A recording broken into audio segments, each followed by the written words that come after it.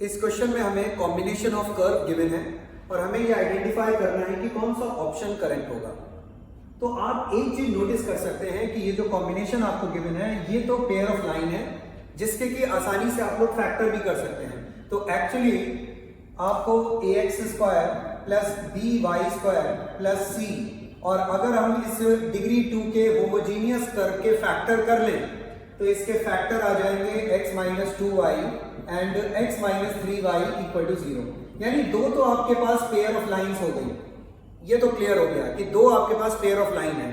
अब जो remaining curve आपके पास है वो ABC पे डिपेंड करेगा, जिसको हमें ऑप्शन से देखना होगा। तो फर्स्ट ऑप्शन में हमसे कहा गया है 4 straight line when C is 0, when C is 0 and A and B are of the same sign. बच्चे अगर C 0 हो गया और A और B अगर सेम साइन के हो गए, आप कोई एग्जांपल भी ले सकते हो सेम साइन के, आप कोई भी दो नंबर ले लो, दोनों पॉजिटिव या दोनों निगेटिव, तो आपको दिखाई देगा कि ये इक्वेशन आप फैक्टराइज नहीं कर पाओगे, ये पेयर ऑफ लाइन को रिप्रेजेंट नहीं करेगा, इसलिए फर्स्ट ऑप्शन सही नहीं है, राइट।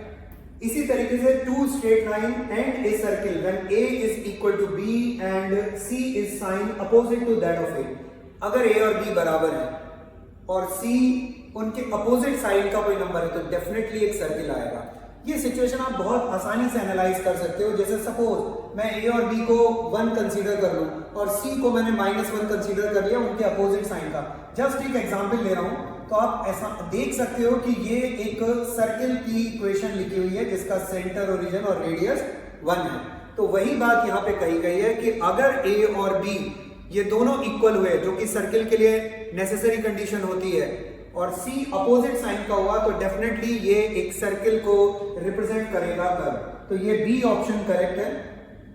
थर्ड ऑप्शन में कहा गया है 2 straight line and a hyperbola when A and B are of same sign and C is sign opposite to that of A। यानी कि A और B सेम साइन के हैं। तो अगेन आप इसको बड़ी आसानी से कोई भी एक एग्जांपल लेंगे, क्योंकि जनरल स्टेटमेंट कहा गया है ना, A और B सेम साइन के हैं।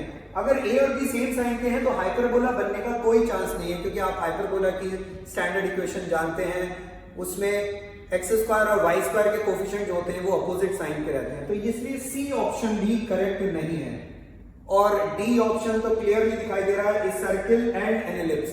बच्चे पहले ही क्लियर हो गया है कि दो स्ट्रेट लाइंस तो बननी ही बननी है, तो सर्किल और एलिप्स ये कॉम्बिनेशन काम नहीं करेगा। Again D option is wrong.